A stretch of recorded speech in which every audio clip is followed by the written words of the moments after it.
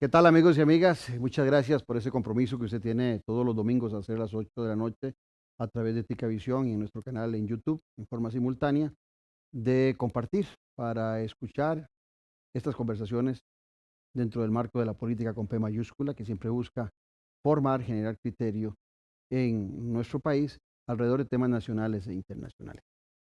El día de hoy el tema va a ser la educación y hemos considerado más que prudente invitar a alguien que ha sido educadora prácticamente en toda su vida profesional y que hoy por hoy es la presidente de la Junta Directiva de la Asociación Nacional de Educadores y Educadoras y que estará en esa posición hasta el 2025. Me refiero a doña Gilda Montero Sánchez. Doña Gilda, muchas gracias por haber aceptado nuestra invitación. A estar en su programa.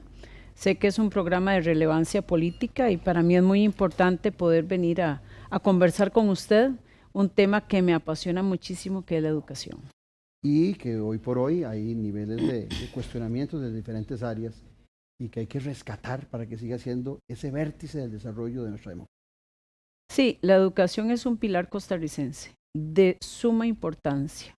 Lo que pasa es que en los últimos tiempos la crisis nos está golpeando muy fuertemente el sistema educativo, y digo el sistema educativo porque esto es todo un sistema, Eso es me muy interesa. complejo.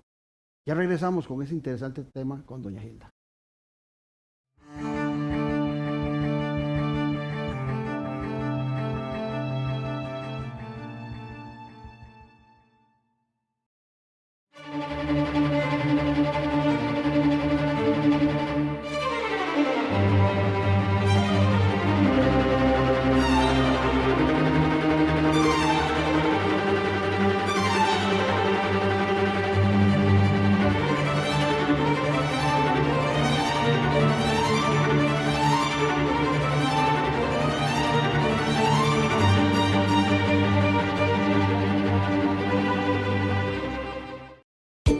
Ya a la venta. Ya a la venta. El nuevo libro del politólogo Claudio Alpizar Otoya, Gobernabilidad y Gobernanza. Fuentes del desarrollo democrático de la nación. El motor de la estabilidad. El país avanza, sin ella se estanca. Gobernanza, la voz de todos. Empodera, une y transforma. Comuníquese con nosotros al WhatsApp 2273-1473. 2273-1473. Consíguelo ya mismo en Editorial Jade. Editorial Jade.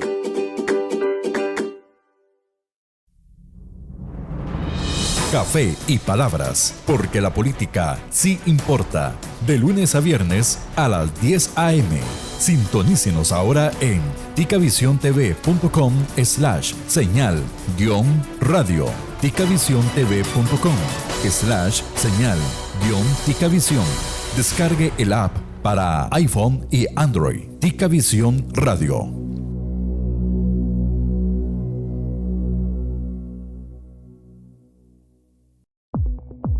Mantente informado con lo último que pasa en el país en nuestro sitio web www.ticavisiontv.com. Las noticias más destacadas al instante. Noticias Ticavisión, nacionales e internacionales. Las noticias e información en un solo clic.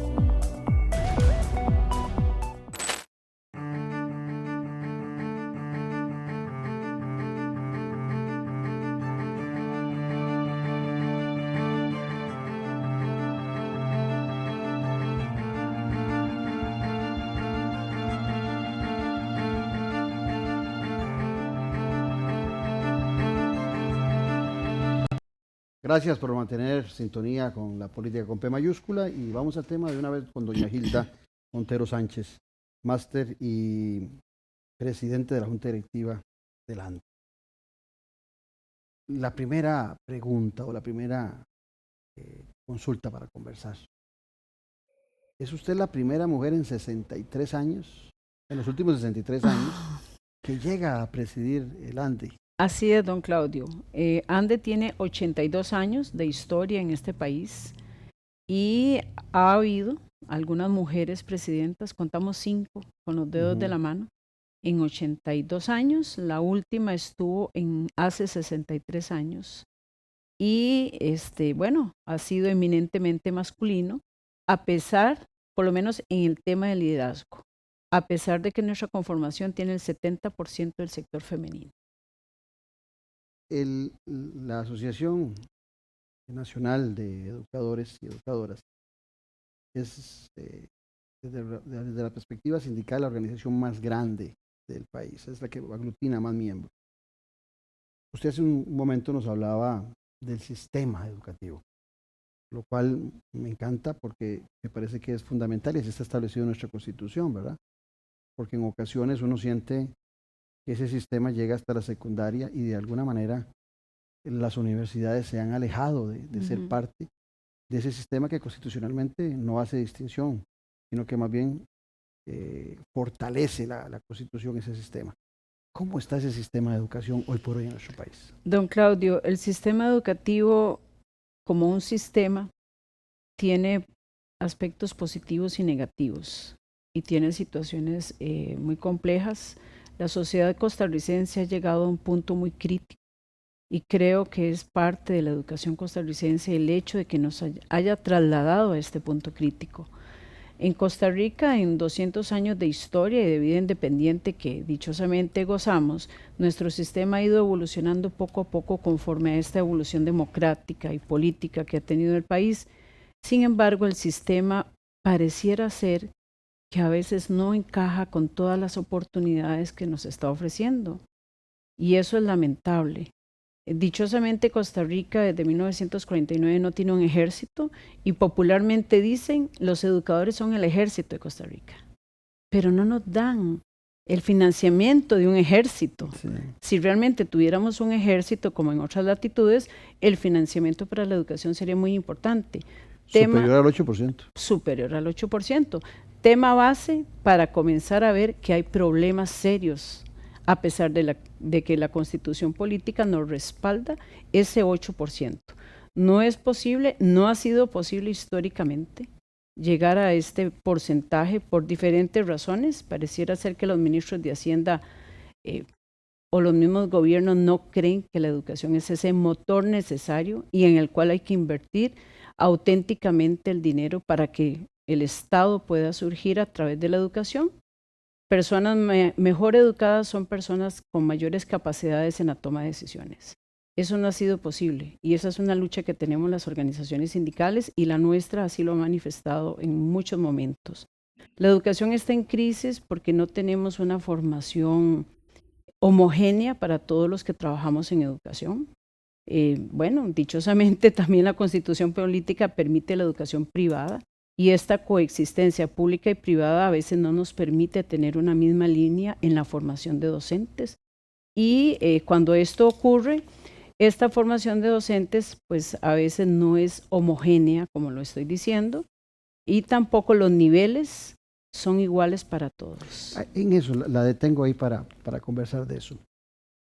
Muchos que fuimos formados en la educación pública, en ese estado solidario costarricense, y me incluyo en eso. Digo que desde el primer grado, y no digo desde preescolar, porque no existía en aquel momento la obligación de preescolar, pero hemos desarrollado nuestra educación primaria, secundaria y universitaria en ese sistema público. Sin embargo, muchos en algún momento, logrando escalar a la clase media, por las dificultades de ese desarrollo del sistema educativo en primaria y en secundaria, no así en las universidades, hemos acudido a los servicios de la educación privada, siendo nosotros formados dentro de la educación pública. Esa huida de muchos costarricenses hacia la educación privada, que ha crecido mucho, no es lo mismo los colegios de hace algunos años y escuelas. Inclusive hay una calle muy famosa en Moravia que se llamaba Los Colegios, porque ahí estaban los pocos colegios privados que había en el país, la mayoría estaban ahí, hoy no, hoy en todo el país. Pero esa diáspora hacia la educación privada me hace necesariamente preguntarle dos consultas.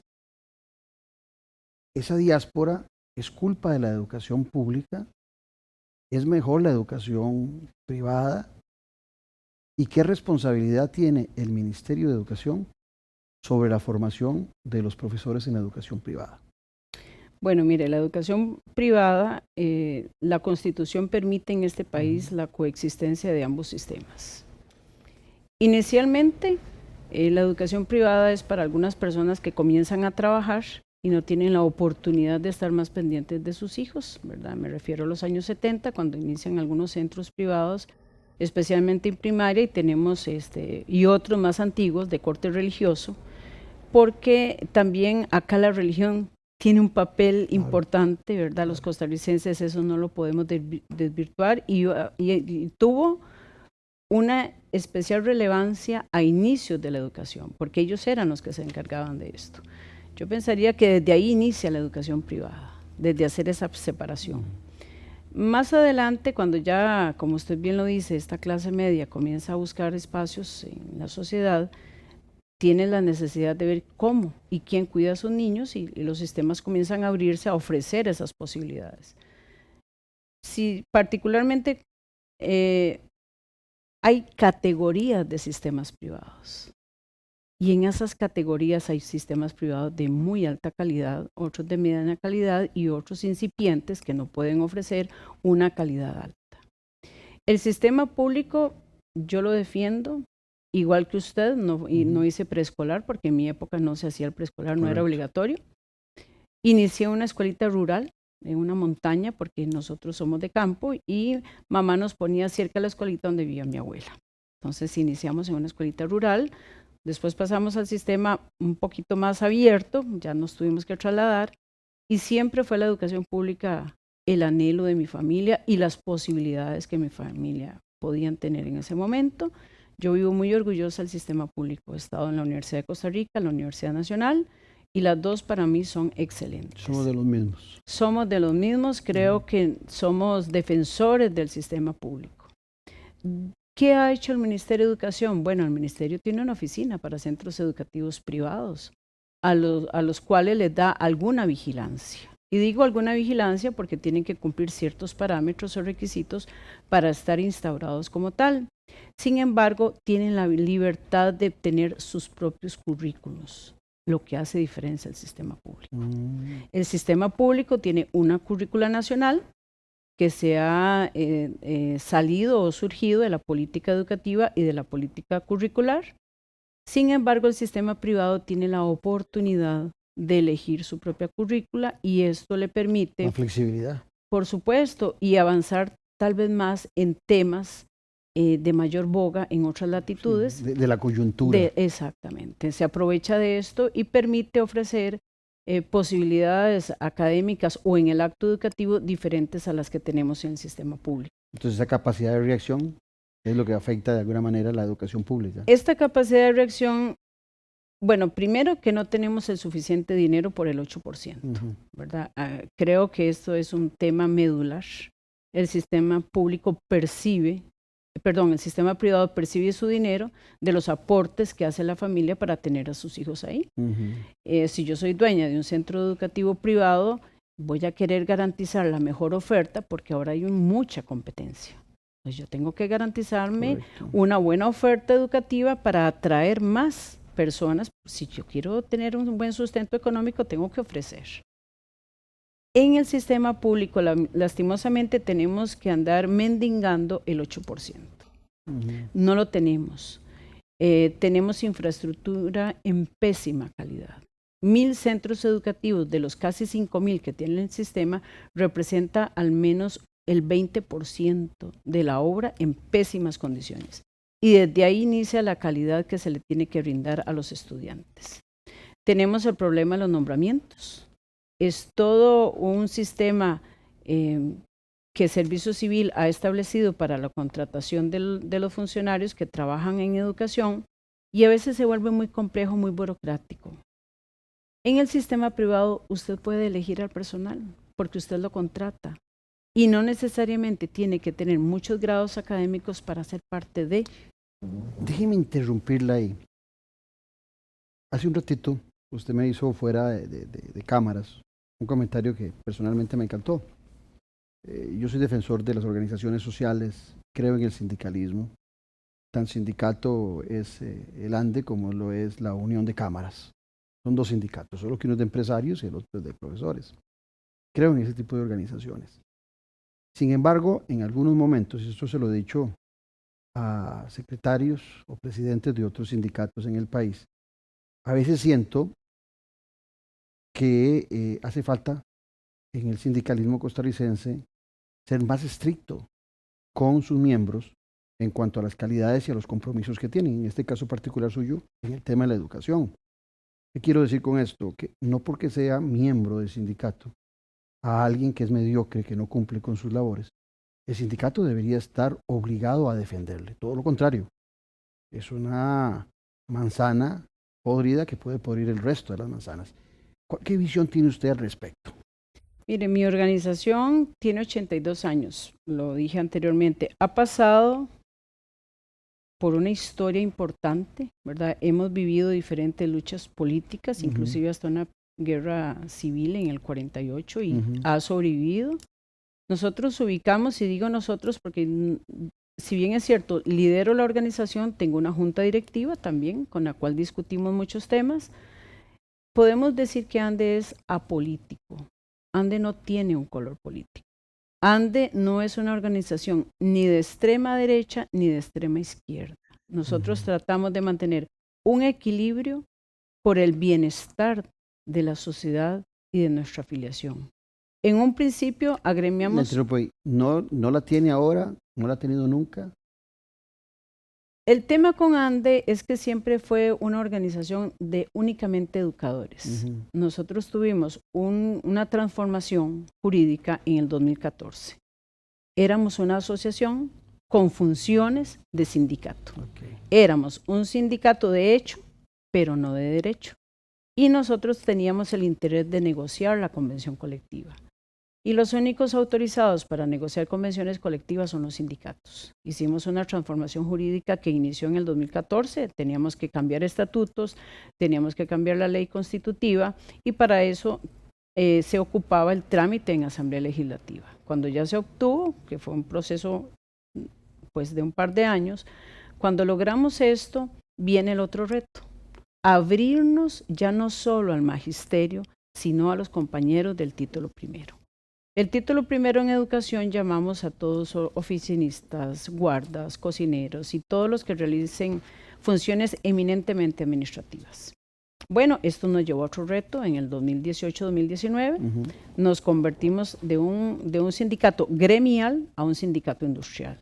Este cambio tan significativo hace o coloca a ANDE en una posición ya más allá de no solamente defender al educador, sino a otros trabajadores del sistema. Ya estamos hablando del ecosistema de la educación. Tenemos que mantener una posición totalmente apolítica, siempre pensando en el equilibrio social. Esa es nuestra mayor satisfacción, sentir que la afiliación tiene bienestar. Y no solo en un bienestar económico, porque la gente asocia que los sindicatos solo peleamos salarios. Nuestra organización tiene una escuela sindical que da formación en diferentes temas, no solamente formación en temas de sindicatos, sino que damos también formación en el tema de la currícula educativa. Firmamos convenios con el TEC, con la Escuela de Matemáticas, entonces ofrecemos a los profesores y a los maestros cursos de matemáticas dados por el TEC para que ellos mejoren sus habilidades a la hora de dar lecciones. Tenemos Comisión de la Mujer, tratando de resaltar la figura o el tema de género que ahora está tan en boga.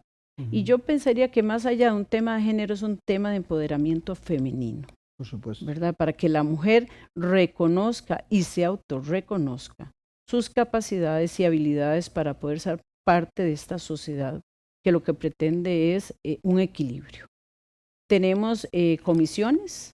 Comisión de Asuntos Gremiales, Comisión de Asuntos Profesionales. La de Profesionales tiene un trabajo muy exhaustivo porque esta también busca capacitación, busca llevar formación a otros educadores.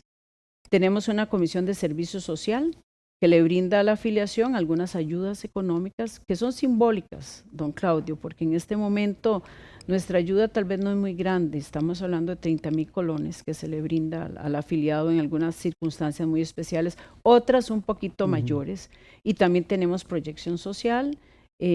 A final de año o inicio de año seleccionamos un centro educativo, llevamos útiles escolares, mantenemos mucha comunicación con el afiliado, la afiliada, para poder ayudarle no solamente en ese campo.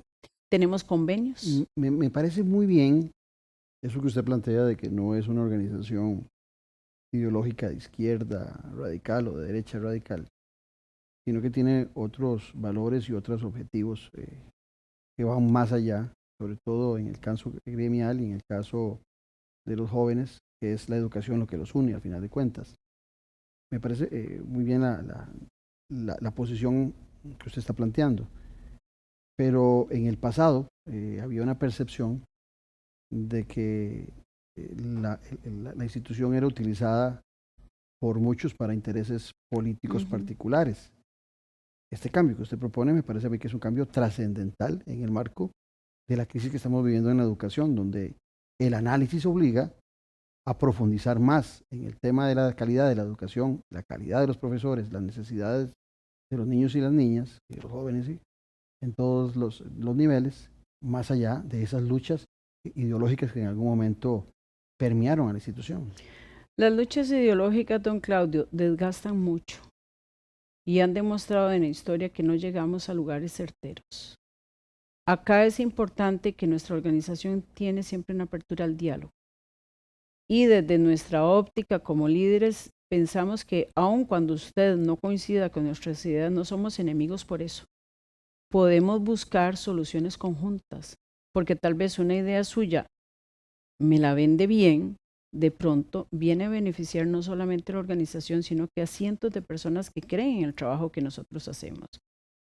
Pienso que los sindicatos no podemos quedarnos con el modelo de los años 30 del siglo pasado. Así como la política ha evolucionado, nosotros tenemos que evolucionar conforme la política va evolucionando. Correcto. Porque iniciamos en la búsqueda de la equidad, en la búsqueda de los salarios, en la búsqueda del reconocimiento laboral. Sin embargo, las luchas siguen siendo similares, pero también tienen cierto matiz de evolución. Ahora tenemos inclusive esta tecnología dentro de esta evolución. Tenemos crisis sociales, tenemos guerras que nos afectan directamente, no en Costa Rica, en otras latitudes, pero nos afectan. Y la educación debe evolucionar ¿por qué razón? Bueno, por esto que le estoy indicando, ¿verdad? La tecnología ahora nos aporta ventanas para conocer cómo viven otras latitudes. La vida de uno es la que en muchas ocasiones le hace reconocer los valores que tiene el sistema, el estado de bienestar, la solidaridad. Ahora cuando usted hablaba de su niñez y cómo se desarrolla en las zonas rurales, me hizo recordar a mi madre. Yo soy hijo único de madre soltera y nunca vi yo a mi madre preocupada por guardar dinero para la educación de su hijo. Ella partía de la premisa que su hijo iba a ir, como fue, a la Miguel Obregón en Tibás, al Mauro Fernández en Tibás, y que si era un buen estudiante, pues iba a poder ingresar, y me pasó similar como usted, estudiando en la Universidad Nacional y estudiando posgrado en la universidad, al revés, en la Universidad de Costa Rica y en la Universidad Nacional. ¿Por qué le hago este análisis? ¿Por qué le pongo este tema que también usted planteaba antes? A ver si usted coincide conmigo. Yo he llegado a creer que en ese abandono que las autoridades desde el Ministerio de Educación Pública y desde el Poder Ejecutivo, de este gobierno y de otros gobiernos, son los grandes promotores de la desigualdad en este país, porque al castigar, al no generar los recursos, al no generar los salarios, al no generar las condiciones de infraestructura de nuestros estudiantes en el sector público, los estudiantes del sector privado llegan con ventaja a la hora de graduarse, ya sea porque hablan otros idiomas, ya sea porque han tenido acceso a la tecnología, e inclusive me atrevo a decir que en muchas ocasiones en ese sistema público que debe ser la educación, que va desde preescolar hasta educación universitaria, algunos de las educaciones privadas tienen ventaja cuando hacen los exámenes de admisión y tienen la posibilidad de llegar a las famosas carreras STEM que hoy se habla, ¿verdad? Ingeniería, cómputo, matemáticas.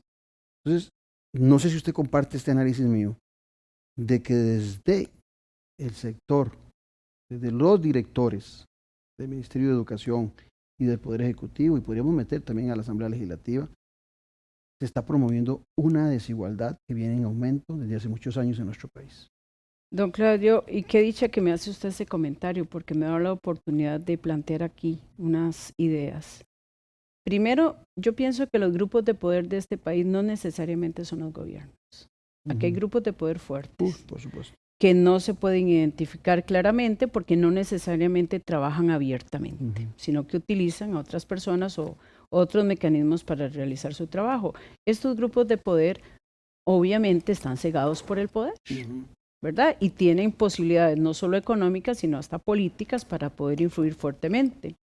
La educación, y lo voy a decir de una manera bonita sin que los pedagogos me vayan a criticar por esto, es adoctrinante en algunos términos. Y si yo como grupo de poder tengo esa injerencia para poder adoctrinar a mi antojo, es maravilloso, porque todo está dispuesto para poder apropiarme de muchas cosas. Aquí el tema de la educación privada y la educación pública, cuando usted en educación privada tiene a su hijo desde kindergarten, imagínese que este niño ya está haciendo alianzas con gente que tiene poder. Y este niño pasa a primaria y las alianzas se van haciendo más fuertes. Llegan a las secundarias y no solo es un tema de idiomas, es un tema de compartir. Es un tema de compartir los viajes que hemos hecho, que no tiene el sistema público porque los recursos económicos son diferentes. Cuando estas personas se gradúan, establecen mucho hasta relaciones maritales y continúa el poder en un grupo. Correcto. Y este grupo irá reproduciendo porque sus hijos nuevamente van a iniciar esta cadena. Lastimosamente, nuestro sistema lucha contra eso, pero en el sistema público no tenemos ni el poder económico de muchas familias para poder ir en el tiempo evolucionando este fenómeno que se da en una clase privada, una clase política fuerte o una clase económica fuerte que desde sin tener conciencia comienza a tener todas esas conexiones. Los que nos ha costado mucho, los que venimos de la ruralidad, estamos en el sistema público y hemos salido adelante porque creemos en educación, aún así no tenemos los suficientes recursos para confrontar el poder, por lo menos económico, pero sí tenemos conocimiento. Y si aún más nos esforzamos, ahora se dice que el que tiene el poder es el dueño del conocimiento, el que logra distinguir estas disparidades. Entonces se convierten en personas peligrosas porque los grupos de poder sienten amenaza de una persona cuando llega a pensar o llega a analizar. Entonces, ¿qué hay que hacer con ellos? Hay que anularlos de una u otra manera porque son peligrosos para el sistema, porque comienzan a identificar en el sistema una debilidad o comienzan a tomar conciencia de que la educación efectivamente adoctrina y puede ser peligroso que alguien diga no o tome conciencia de eso. Leyendo e investigando un poco sobre el desarrollo de su gestión como presidente del ANDE, encontré una frase que va muy ligada a eso y que me llamó muchísimo la atención. Estaba hablando ahora de el adoctrinamiento, pero puede darse el otro efecto, lo que usted decía por acá, que dice, a los gobiernos no les conviene que la gente se eduque. Esa frase es de un análisis profundo, porque estábamos hablando, recientemente usted nos comentaba del adoctrinamiento, pero también está el otro elemento, ni siquiera educarlos, ni siquiera adoctrinarlos, que también puede ser otra intención. Usted lo decía ahora cuando hablaba del poder del conocimiento. Si algo ha caracterizado a esta democracia, nos ha llegado al punto de haber sido o de ser un país exitoso con muchos problemas hoy en día, ha sido esa educación que nos ha permitido tener criterios diferentes y plantearlos. Pero da la impresión de que hay un nivel de adoctrinamiento, como usted lo plantea, que es peligroso, pero también hay un descuido y poca preocupación para que la gente se eduque. Se cortan los programas de las becas Avancemos, que era inicialmente uno de los proyectos que se planteó para que exactamente no abandonaran las escuelas. Los niños se cortan. Desde el IMAS me llamó mucho la atención que la presidenta ejecutiva decía, no es que disminuimos las becas, es que cambiamos la estrategia. Más preocupante todavía. Más preocupante la respuesta que da ella a ese recorte.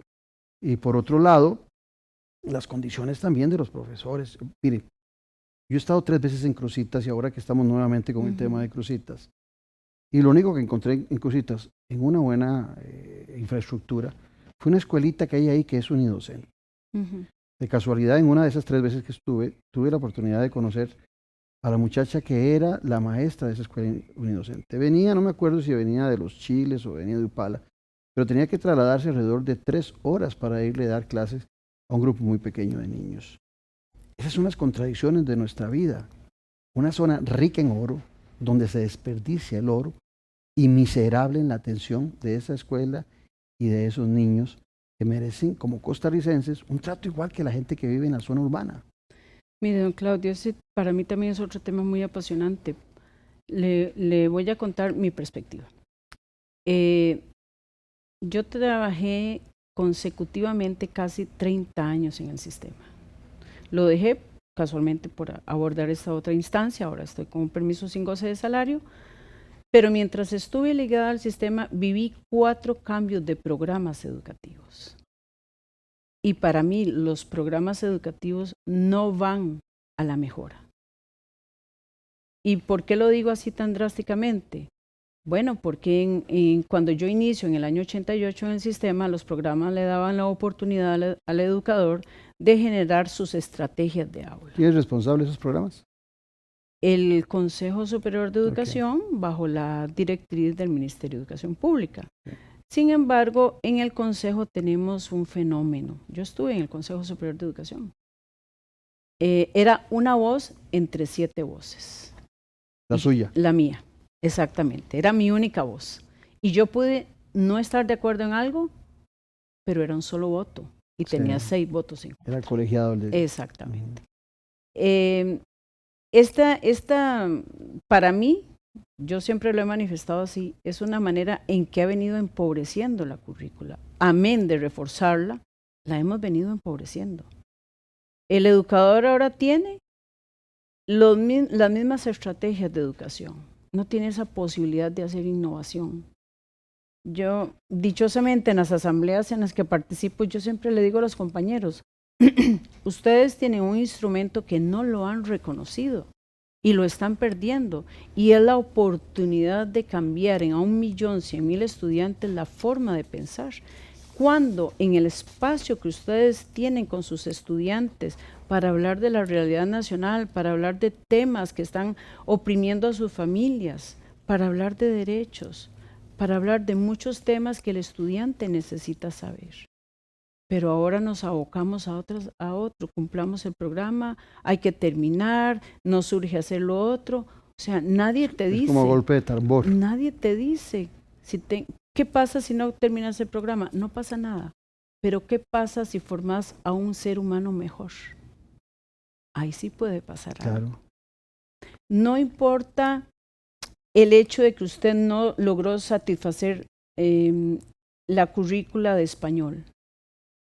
No importa, pero si usted le enseñó al estudiante a detenerse y mirar el entorno y hacer análisis, eso sí va a importar, porque eso sí va a incidir. Interesante. Me hace usted recordar, recientemente murió una mujer extraordinaria que representó mucho en mi educación, la niña Luz de Murillo. Era la niña mía, Santo Domingo de Heredia, vivía ella. Y yo soy un amante de la lectura. Y la que me incentiva a mí, la lectura fue ella. Y lo que usted estaba planteando ahorita, que la educación sí es formación, por supuesto, pero no solamente esa formación, por llamarla de alguna forma técnica, sino que también hay una formación de la persona, del desarrollo del individuo, para poder enfrentar las diferentes circunstancias de la vida. Hoy por hoy, ¿por qué se ha perdido esa visión que teníamos de esa figura que era tan determinante, que era un pie de amigo para nuestros padres, como era la maestra o el maestro? ¿Qué ha pasado? ¿De quién es la culpa? ¿Por qué hoy los maestros y las maestras no representan tanto en la formación particular, sobre todo los de primaria, que en aquella época eran los 6 años que tenía uno esa maestra, ¿verdad? ¿Por qué hoy no representan tanto ese pie de amigo en las familias costarricenses para el desarrollo de sus hijos? Don Claudio, yo pienso que hemos cambiado los valores. Los valores no se extinguen. Desde mi óptica, los valores van cambiando. Y quizá usted y yo somos de los años 70 en primaria. Y el papel del educador era fundamental. Mamá le iba y le daba un premio a la maestra si me jalaba las orejas, ¿verdad? Sí. Y eso estaba bien. Si llega uno a reclamarle a la mamá que la maestra le había llamado, le dice, por algo te llamó la atención. Exactamente, no fue porque estuviera muy queditita, Sí. ¿verdad? Entonces, ese acompañamiento que le brindaba, ese voto de confianza que la familia le daba al educador, marcaba una diferencia importante. Tampoco es irnos a los extremos, ¿verdad? Porque mucha gente cuenta que le tiró al borrador y la tiza. A veces no es necesario llegar a esos extremos para educar bien. Pero bueno, nuestro sistema se hizo así. Pienso que con el tiempo tiene que ver mucho con este deterioro de los programas de estudio. Las personas han utilizado mecanismos para decirle al docente lo siguiente: aquí le traigo a este chiquito a ver qué hace con el niña, porque ya yo no puedo. Sí. ¿Ok? Y usted comienza a trabajar con el niño, le hace una llamada de atención, la manda a la casa, y el papá se le olvidó aquello que usted le había dejado. Y viene y le reclama. Entonces se nos abre un abanico de derechos con respecto a los niños, que no está mal, pero hemos caído en excesos. No le podemos dar a un ser humano en formación como un niño la capacidad de decidir si lo que el docente está haciendo es lo correcto o no es lo correcto. Es un ser en formación. Y si vemos los principios de la educación costarricense del año 57, que están consignados en el Código de Educación, uno de ellos dice que el educador tiene la responsabilidad de educar al estudiante, estoy parafraseando, en deberes y derechos y el amor a la patria. Pero vea qué interesante, colocan primero la palabra deberes. Y pareciera ser que después del siglo XXI,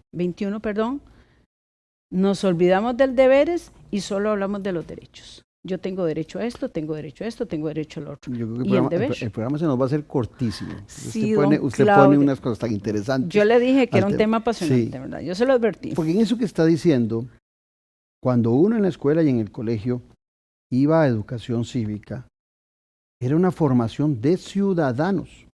Eso me lleva a mí a pensar en Confucio, 400 años antes de Jesucristo.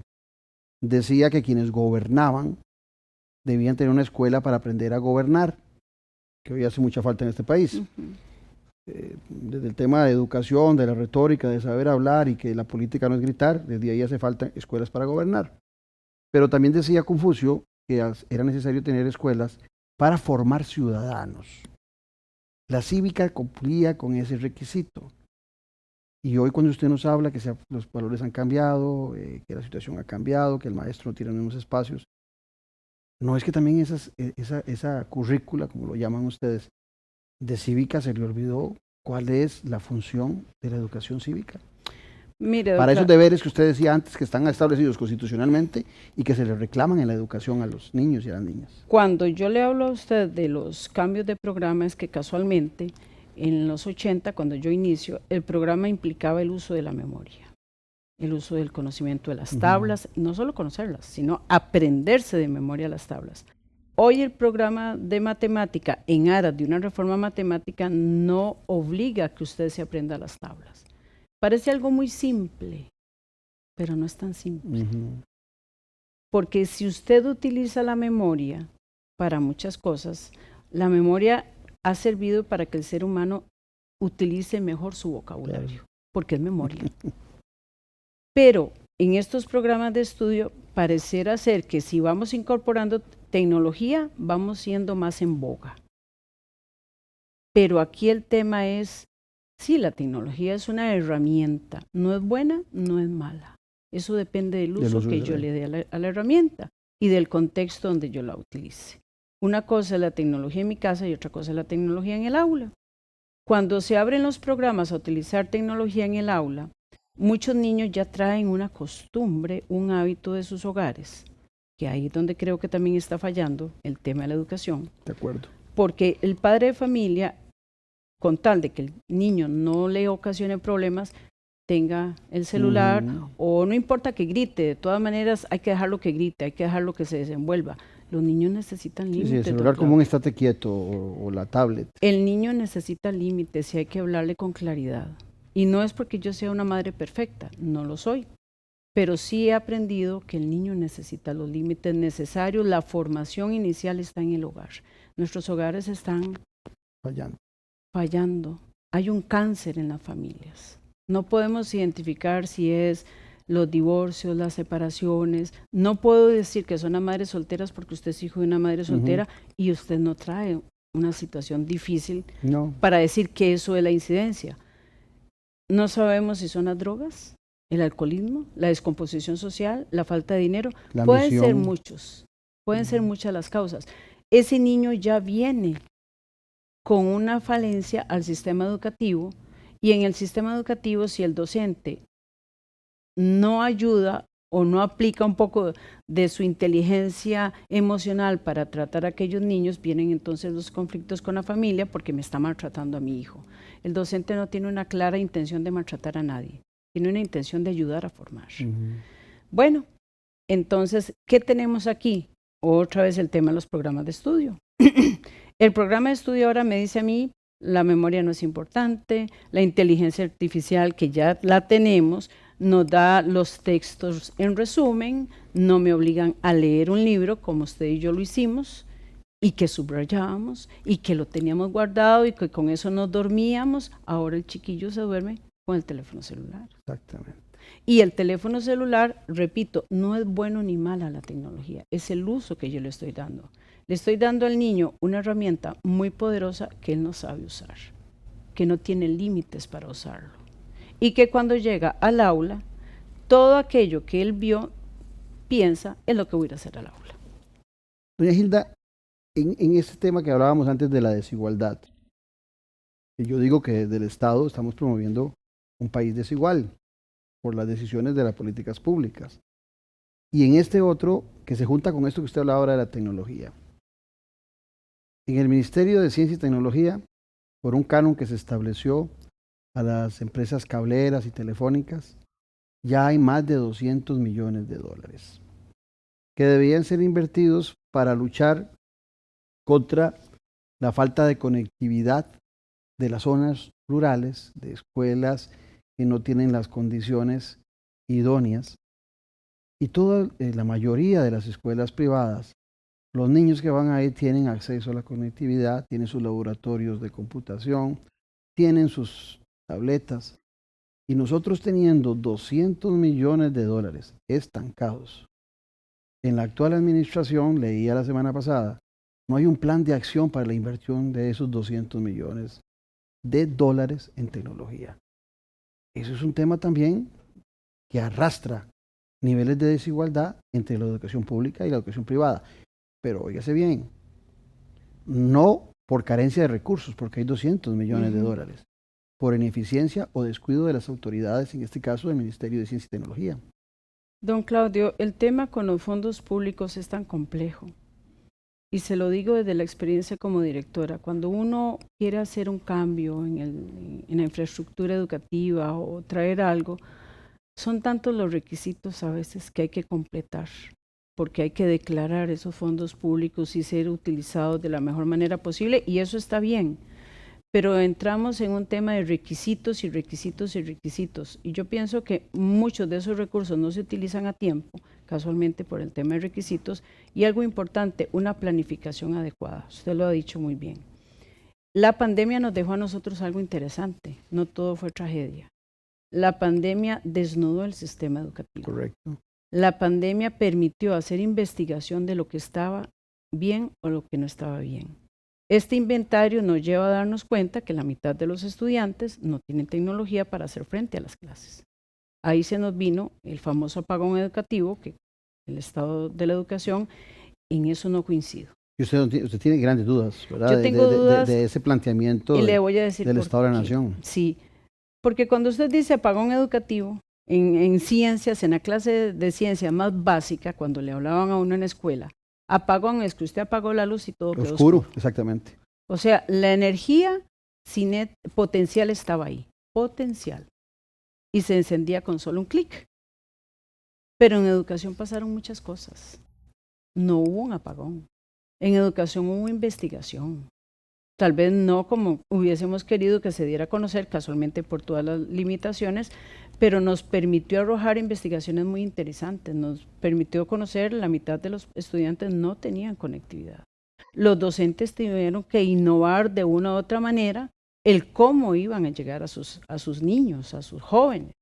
Hicieron en sus casas pequeñas aulas en esquinas. Tuvieron que competir en sus propias casas con el espacio de otros que estaban en iguales condiciones. Se generaron en los centros educativos ayudas para poder llegar a las familias más necesitadas en el tema de alimentación, que es un servicio esencial en el sistema educativo. Sí, Entonces, cuando se habla de apagón, me gusta lo que usted está planteando, porque cuando se habla de apagón es como, ni siquiera volvimos a cero, estamos más atrás, estamos en -5, en -10, y no es así. Y no es así, don Claudio.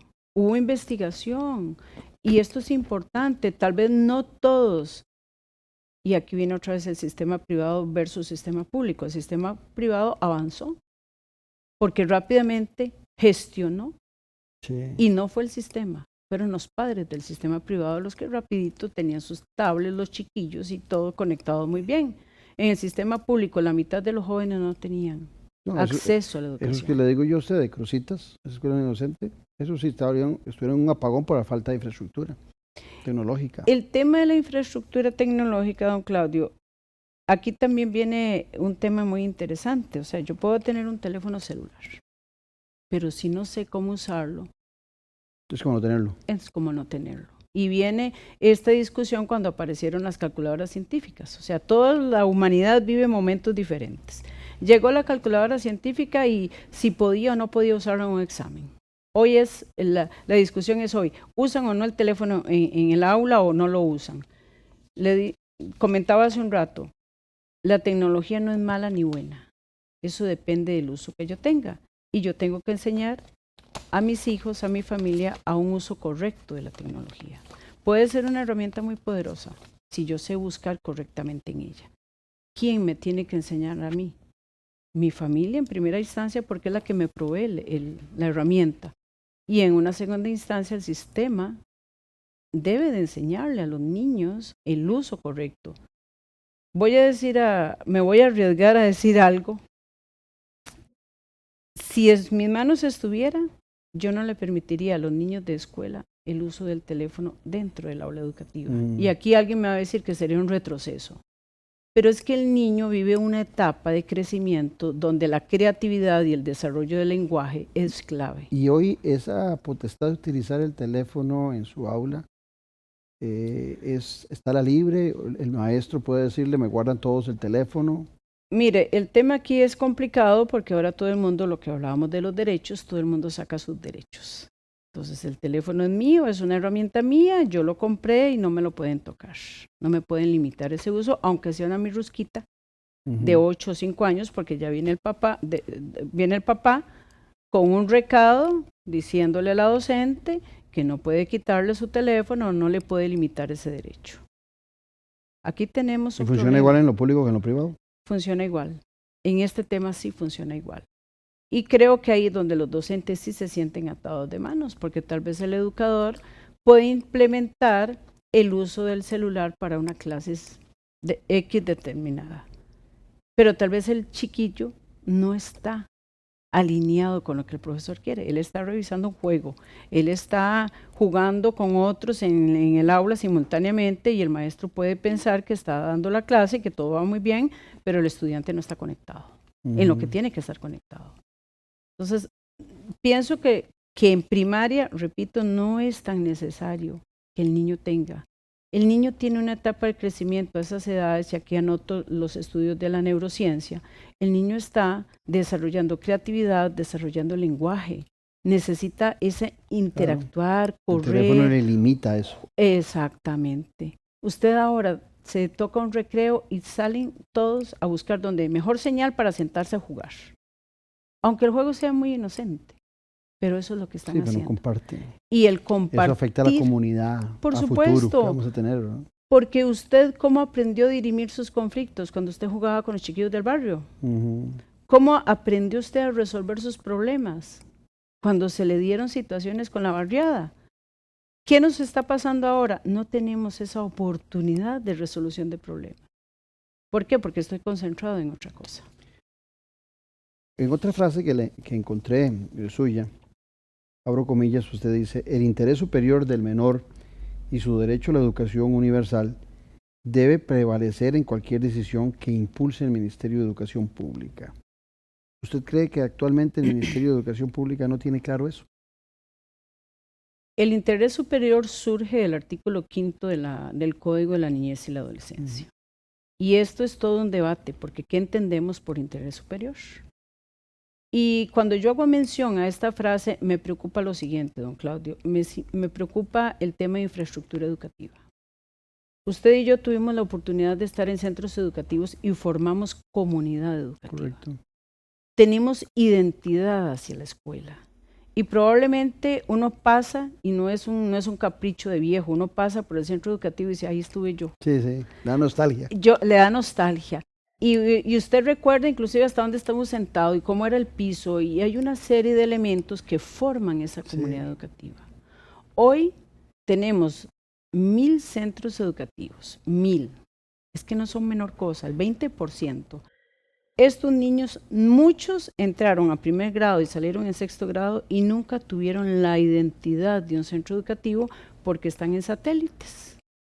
Están unos en un salón comunal, otros en la iglesia, otros en los corredores de una casa y otros en un lugar que alguien prestó que era grande.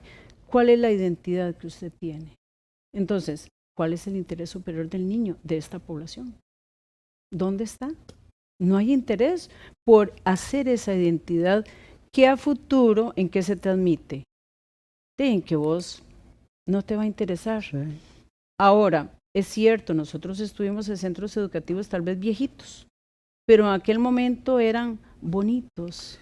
Pero me hace usted recordar, este programa hace algunos años, yo lo hacía en un restaurante que se llama Vino Mundo, que está en Brasil de Mora. Y recuerdo que había que desviarse y yo para llegar al restaurante pasaba por el pueblito, no sé si era el centro de Brasil, y siempre cuando giraba a la izquierda volvía a ver la escuelita y en la escuelita decía fundada en 1915, o sea, más de 100 años. Y era una escuela con muy buenas condiciones. Esos 1000 centros de educación que hoy tenemos están en buenas condiciones. No, don Claudio. Nosotros hemos visitado, hemos estado en centros educativos que están separados. ¿Por qué cuando éramos un país pobre podíamos hacer eso? Don Claudio, con muy porque buenas escuelas. Yo veo la de Santo Domingo, la principal, veo la Miguel Obregón de Tibás. Son estructuras grandes, hermosas.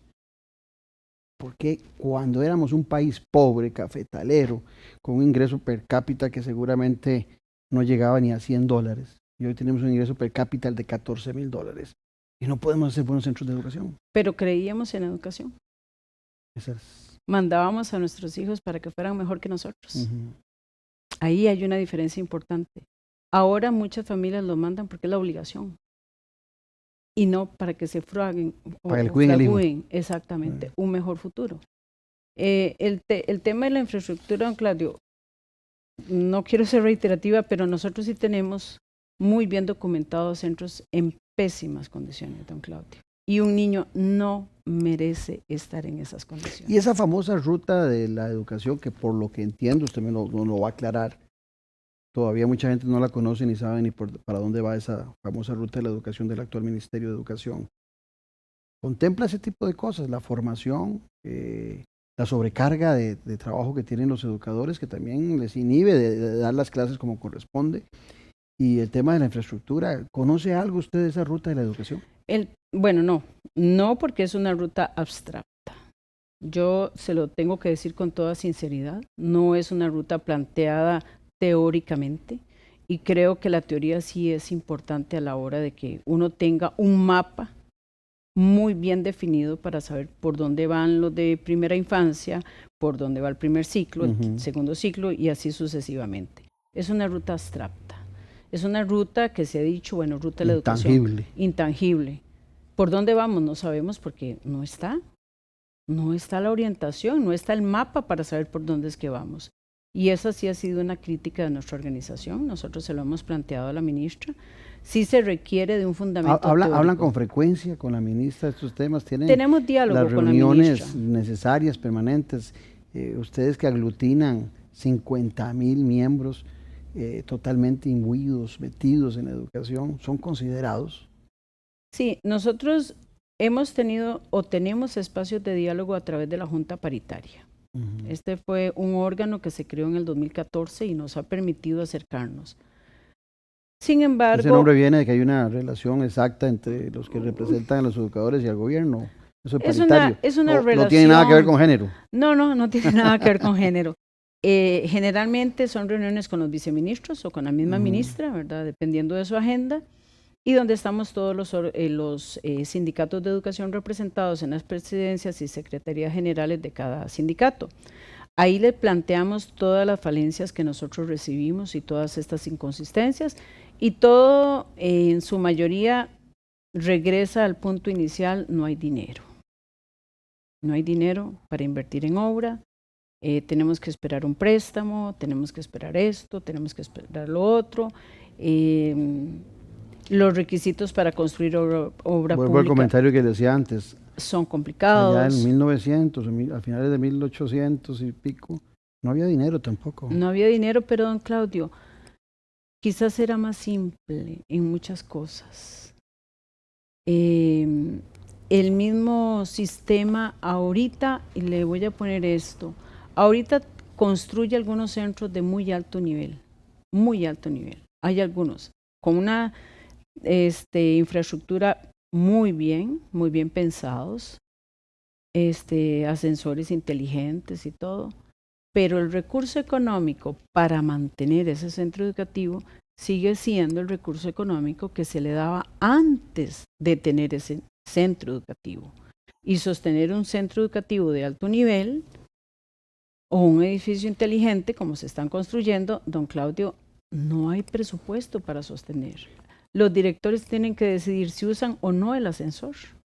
Cuando nos hablaba hace un ratito usted del apagón educativo, se me vino a la mente aquella huelga, usted me lo aclara, aquella huelga que inicia, que le hereda Laura Chinchilla, si no me equivoco, a Luis Guillermo Solís, que creo que fue esa, la que duró 3 meses o no sé si fue posterior a eso. No, pero esta huelga fue posterior. Ok, pero esa huelga de los 3 meses es la que la gente hace mucha referencia para pasarle una alta factura de la responsabilidad del apagón educativo. Usted no cree en ese concepto y yo tampoco.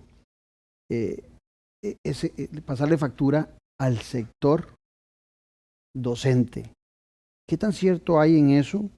Y la ley de mejora de la efectividad de los procesos de nombramiento, que también ustedes han venido reclamando en el Ministerio de Educación Pública. Son dos temas diferentes. La huelga del 2018 se inició el 10 de septiembre del 2018. Se inició como una huelga política por el tema de la ley de finanzas públicas. 2018, septiembre del 2018. Gobierno de Carlos Alvarado. Sí. Esa fue otra, sí. Con don Carlos Alvarado nosotros nunca, no nos oponíamos al tema de que había que regular, pero sí en la forma en que esta ley iba a limitar las posibilidades económicas. Y eso lo estamos viendo ahora en educación. Ahora no se puede nombrar a más docentes porque la regla fiscal no lo permite. No podemos abrir más becas porque la regla fiscal lo permite. Más bien vamos a la baja. Si no se ejecutó este dinero, entonces significa que no es necesario, entonces quitémosle dinero al centro educativo. Sí. Nosotros nos opusimos siempre a la regla fiscal. Tal vez duramos más tiempo de lo que debíamos en calle, ahí está el problema. Pero tampoco la afectación al sistema podemos decir que fue importante porque se hizo en el último trimestre del año. Y el último trimestre del año tiene una característica importante. Los chiquillos dejan de asistir al sistema después de noviembre. Y la iniciamos después o durante la semana cívica, donde ya la mayoría de niños de primer grado sabían leer y escribir. No fue que nos fuimos todos, fue paulatino. Otros regresaron también a las aulas de manera paulatina. Fue una huelga muy pesada. Se nos castigó duramente porque apareció la ley antihuelgas, totalmente en contra de los derechos humanos de una persona de expresarse con libertad en un país como el nuestro. Eso fue inconcebible y eso siempre lo reprocharemos al gobierno de Alvarado.